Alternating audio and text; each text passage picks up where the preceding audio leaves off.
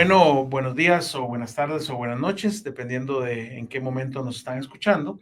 Estamos ya en la tercera edición del podcast de Cyberbridge, Powered by Ulatina, en el capítulo especial patrocinado por TrueSec. Yo soy Hernando Segura, socio fundador y gerente general de TrueSec, y conmigo hoy está Jean-Paul Heymans. Es una de las personas profesionales en ciberseguridad con más conocimiento y experiencia en muchos ámbitos de estos temas tan sofisticados y que a todos nos importan de ciberseguridad hoy en día.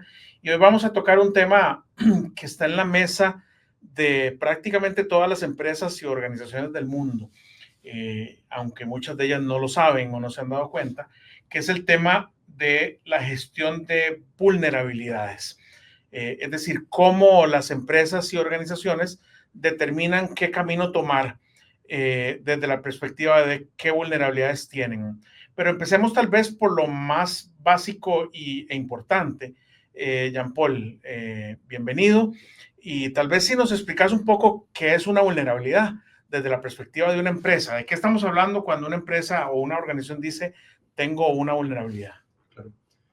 Bueno, primero muchas gracias por la invitación al podcast. Espero que les sea de utilidad y les entretenga a todos los que están escuchando. Cuando hablamos de una vulnerabilidad, básicamente hay dos contextos en los que lo estamos diciendo. El primero es una vulnerabilidad de proceso, es algo que nos aqueja, que podría potencialmente ser explotado por un atacante, pero este al final es el menos común. Realmente lo que normalmente consideramos una vulnerabilidad, estamos hablando de vulnerabilidades técnicas, que son las fallas en algún software, en algún producto, en algún sistema, incluso en hardware, que permiten realizar algún tipo de ataque en condiciones específicas. Esas condiciones y ese ataque pueden variar. Podemos estar hablando de vulnerabilidades de poca severidad, que comprometen poco nuestros sistemas, que comprometen poco nuestra información, hasta vulnerabilidades críticas que pueden ser explotadas remotamente, que pueden ser ejecutadas sin tener acceso previo a nuestros sistemas y que pueden comprometer completamente el sistema o el ambiente donde están presentes. Entiendo, entonces una vulnerabilidad es una posible ruta a través de la cual un incidente informático puede ocurrir. Entonces algo que está presente en los sistemas, es digamos una debilidad, una falta de seguridad en alguno de los sistemas. ¿Existe alguna empresa que pueda decir yo no tengo vulnerabilidades? No, realmente pues en casos extremos donde hay pues mucho presupuesto, muchos recursos, puede no haber vulnerabilidades conocidas, pero ese de hecho es un detalle muy importante. Cuando hablamos de vulnerabilidades, casi siempre estamos hablando de vulnerabilidades conocidas, que alguien ha encontrado, alguien con una intención positiva, que se reportan, que se registran. Existen varios registros, pero el principal es el de CVE, que lo mantienen Mitre y NIST en Estados Unidos, que indexan todas esas vulnerabilidades. Pero aún en ese caso ideal, llamemos, donde todas nuestras vulnerabilidades conocidas están parchadas, están hechos los cambios de configuración y hemos tomado las precauciones para que nuestros sistemas no sean vulnerables, siempre existe el riesgo de lo que se llaman vulnerabilidades zero day o de día cero, que es esencialmente una vulnerabilidad que no es conocida para el fabricante, que no es conocida para el público en general, pero que algún investigador o algún atacante, en el caso malicioso, ha encontrado, y de vez en cuando vemos campañas de malware, campañas de hackeos, digamos que se llama, en los que se involucra una vulnerabilidad de este tipo. Entonces, dado que en prácticamente todas las organizaciones del mundo hay muchos diferentes sistemas, con sistemas me refiero a que tenemos, no sé, grupos de servidores, evidentemente computadoras, pero también tenemos terminales móviles y también tenemos software y también tenemos capacidades y software y sistemas de comunicación y transmisión de datos, tenemos Wi-Fi, tenemos aires acondicionados conectados a Internet y pantallas conectadas a Internet, etcétera.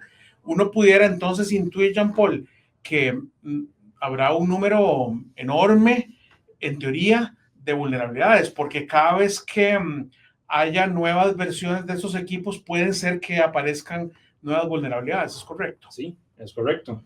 Y de ahí va uno de los principales retos de por qué tenemos vulnerabilidades, porque cada vez tenemos más sistemas y más equipos, y sobre esos equipos corremos cada vez más aplicaciones que requieren por el mercado, por cómo se desarrolla la industria, actualizaciones muy frecuentes, y tenemos muchos features nuevos, tenemos cambios de versiones, temas que se hacen por compatibilidad, y el parque de lo que tenemos que proteger es realmente grande en ese sentido,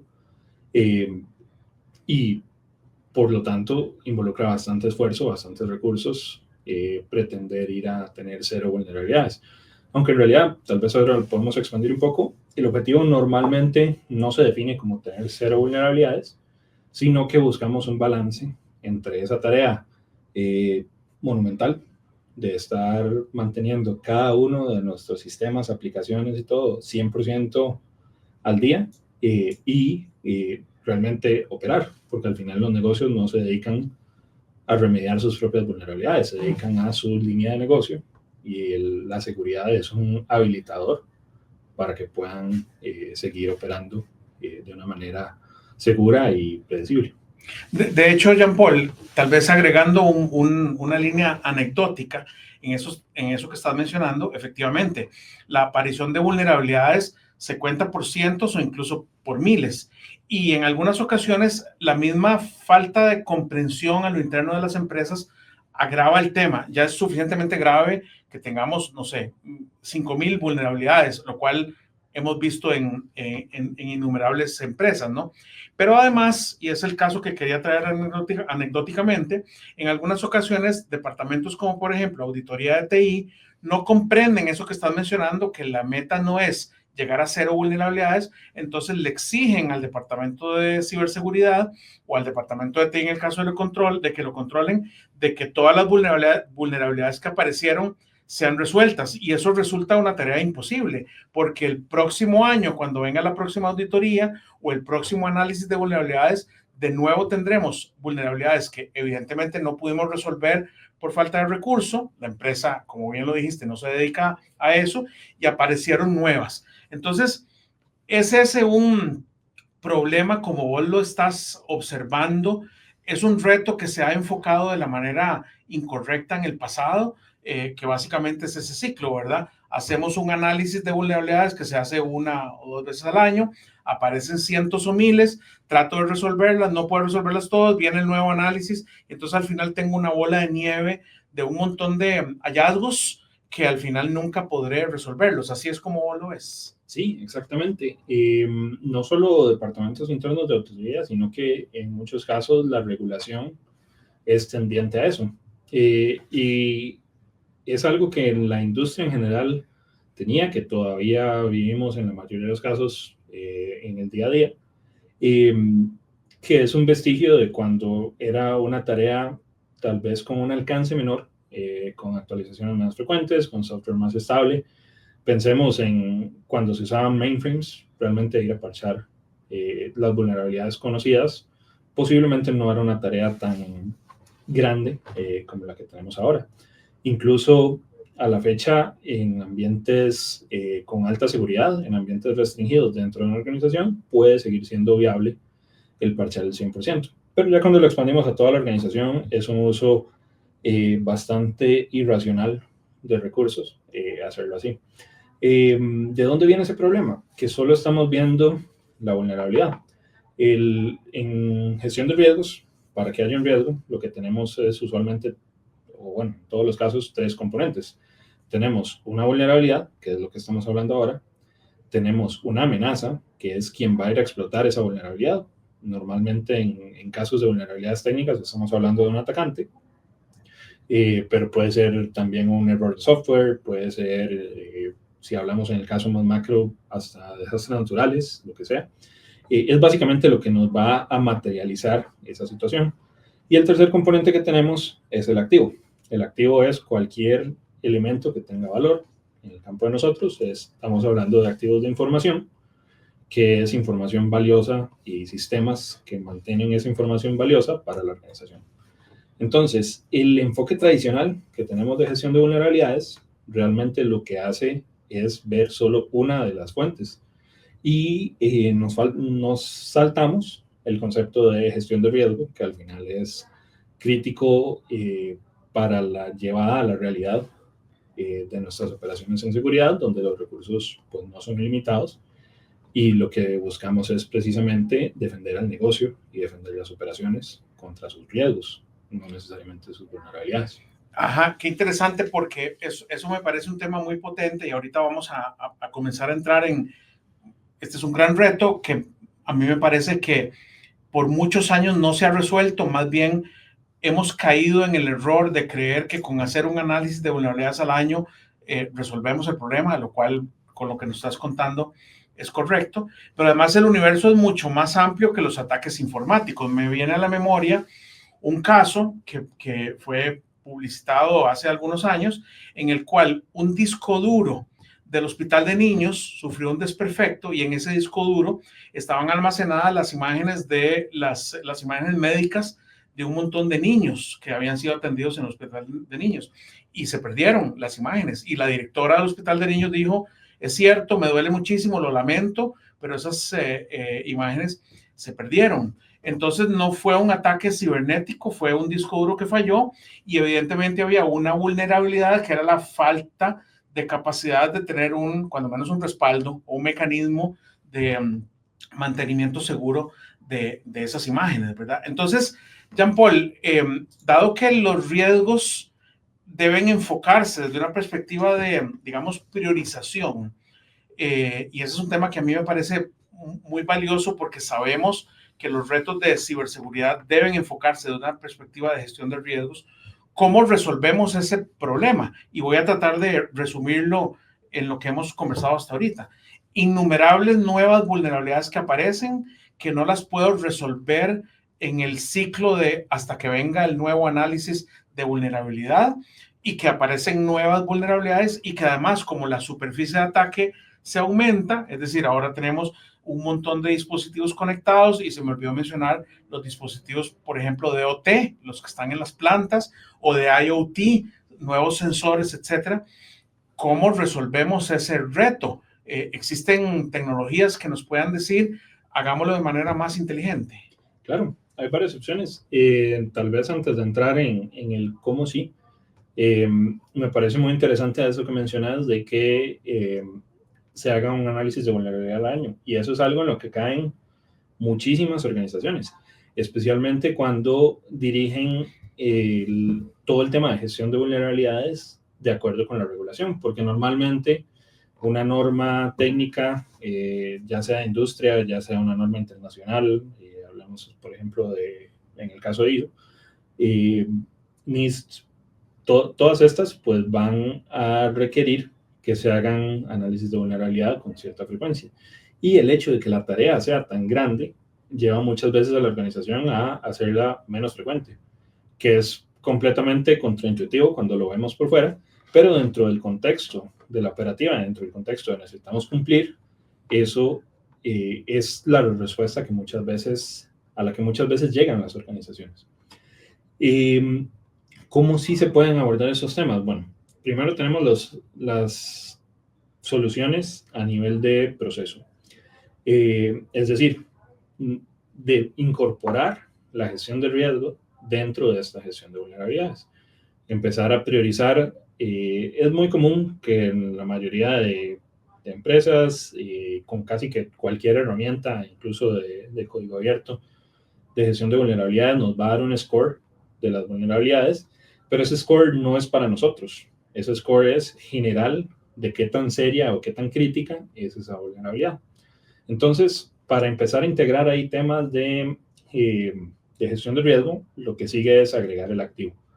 Y aquí la respuesta más sencilla es cuáles son mis activos de valor, cuáles son los servidores que si ese servidor es atacado o se cae o tiene algún problema o hay que bajarlo como respuesta a un incidente, va a detener el negocio.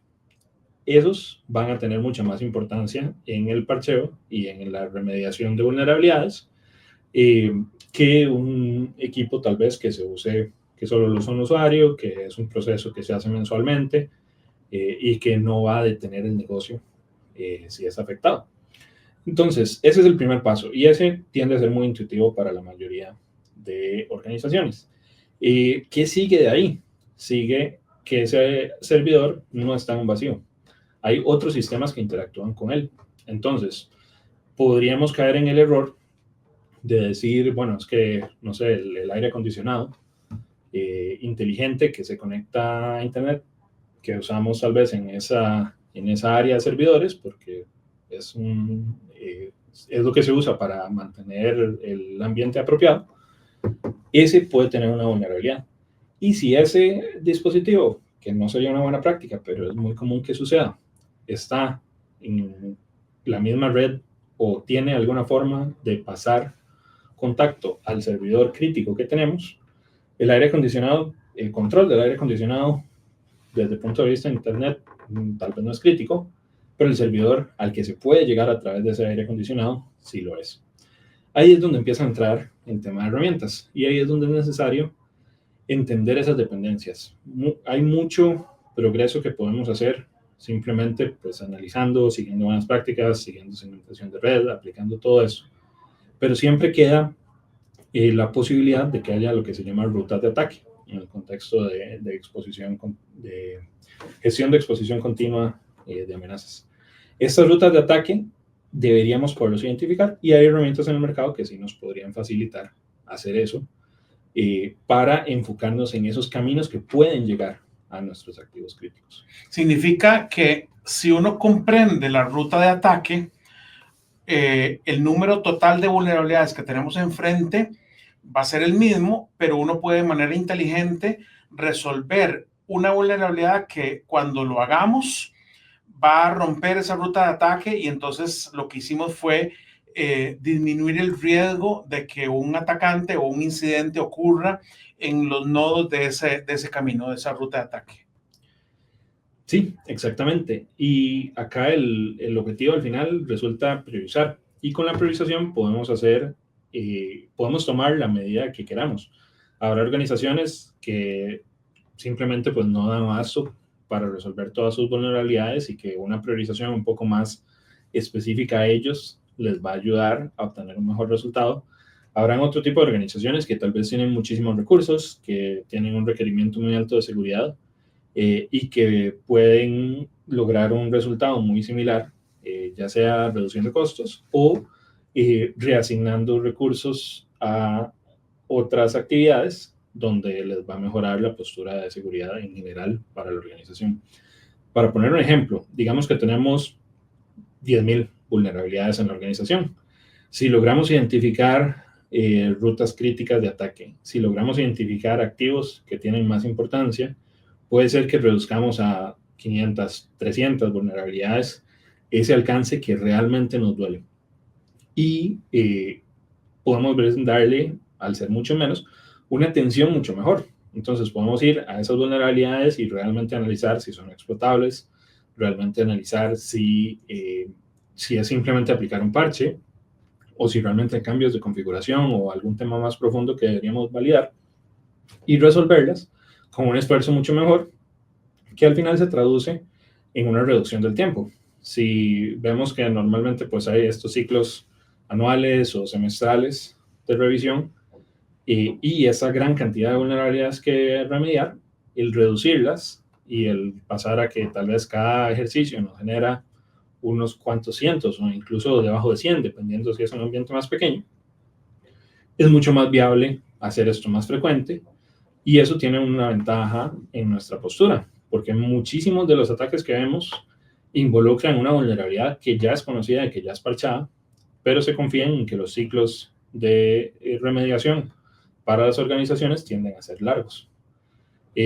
Podemos hablar del ejemplo de WannaCry, que bueno, pues ya es un ejemplo viejito, estamos hablando de 2017, y fue un ataque contra el protocolo SMB que había sido parchado por Microsoft unas pocas semanas, alrededor de 3 semanas antes del ataque, y nos afectó mundialmente a muchísimas organizaciones que del todo, pues, su operación se detuvo. Entonces, definitivamente, el tener más velocidad para hacer estas remediaciones nos ahorra muchos de estos tipos de dolores de cabeza. Este tema que estamos hablando, Jean-Paul, pertenece al mundo de CTEM, ¿verdad? Que es Continuous Threat Exposure Management. Es gestión continua de la exposición a las vulnerabilidades, que básicamente es una filosofía que nos dice el proceso de trabajo o de cierre de brechas de las vulnerabilidades debe ser permanente y no solamente cíclico y permanente, sino inteligente. Pero hay un tema que a mí me interesa profundizar un poco antes de terminar la grabación, la entrevista. Es el tema de cómo calzamos esto con estándares internacionales de ciberseguridad, por ejemplo, NIST. NIST, que a mí en particular me encanta porque tiene la facultad de ser traducido desde una perspectiva de gestión de riesgos para las empresas, lo cual ya nos habías explicado que es muy valioso. Uno puede aplicar CTEM o gestión inteligente de vulnerabilidades apoyado en un marco como el marco de la NIST. Sí, y de hecho la forma de hacerlo, dependiendo del marco, puede cambiar un poco, dependiendo de cuánta regulación tenemos también. Pero esencialmente el único componente que no hemos tocado para completar CTEM es la amenaza. Y la amenaza nos reduce todavía más ese alcance, y ahí es donde de verdad nos enfocamos muy quirúrgicamente en lo que necesitamos resolver. Entonces, ¿cómo se maneja la amenaza acá? Tenemos el tema de campañas conocidas de malware, lo que han sufrido otras organizaciones. Hay inteligencia de amenazas, hay explotaciones que son conocidas, hay explotaciones que no son conocidas. Públicamente se sabe que la vulnerabilidad existe, pero no hay realmente un código que cualquiera pueda ejecutar, y eso va a aumentar o reducir el riesgo que tenemos por ahí. Y ahí entonces tenemos ya finalmente los tres componentes de riesgo. Y creo que esa es la clave, en mi opinión, para integrar estas metodologías, que al final lo que estamos hablando es de parchar menos vulnerabilidades, escogiendo las que tienen más impacto. Eso se alinea poco con los requerimientos de gestión de vulnerabilidades de la mayoría de estándares, pero se alinea muy bien con los requerimientos de gestión de riesgos. Entonces, ahí lo que toca hacer a los equipos de seguridad y de cumplimiento responsables es buscar esa línea donde tenemos el cumplimiento y el tratamiento de nuestras vulnerabilidades se parece más al tratamiento de los riesgos. Es decir, no vamos a ir a parchar ciegamente todo, no vamos a ir a pretender remediar todas esas que no son un parche, sino que son cambios en configuración, sino que vamos a aplicar la misma lógica que con un riesgo. Vamos a mitigar, vamos a tener controles compensatorios, vamos a ver casos en los que no nos aplican realmente y que podemos descartar las vulnerabilidades porque, por ejemplo, no pueden ser explotadas por esa amenaza. Y al unificar todo esto, lo que hacemos es redefinir nuestros procesos internos de gestión para poder tomar ventaja de ese tratamiento un poco más diverso que le damos gracias a la metodología y las herramientas que aplican Continuous Threat Exposure Management. Excelente, Jean-Paul. Yo quiero agradecerte por esta explicación tan profunda y tan técnica que creo que va a ser de gran utilidad. En general, lo que nos encontramos en el mercado costarricense y regional son empresas y organizaciones sepultadas debajo de una avalancha de vulnerabilidades sobre las cuales tienen un montón de retos de cómo tratar o cómo trabajar, y además retos, algunos casos complejos de cuáles tengo que parchar más rápidamente y con presiones de toda la organización en departamentos que casi siempre son pequeños y con recursos no infinitos, ¿no? Entonces, yo les quiero incentivar a que si tienen interés de conocer más profundamente estos temas de CTEM o trabajo inteligente de vulnerabilidades, visiten la red de TrueSec, en particular LinkedIn es la red que más activa utilizamos para comunicarnos con todos ustedes, y agradeciéndoles a todos los escuchas y a Jean-Paul, por supuesto, por la profundidad que nos permitió percibir hoy en los temas técnicos de ciberseguridad. Despedir este podcast de CyberBridge, que es powered por Ulatina, patrocinado por TrueSec. Entonces, muchísimas gracias a todos y nos conectamos en la próxima. Este fue nuestro capítulo de hoy. Muchas gracias por acompañarnos en este podcast CyberBridge. Los esperamos en la próxima entrega. Recuerden que pueden enviarnos sus consultas y sugerencias de temas al correo info@cybersec.cr y también pueden visitar nuestra página para que conozcan más del CyberSec a la web cyberseccluster.org. Nos vemos, hasta la próxima.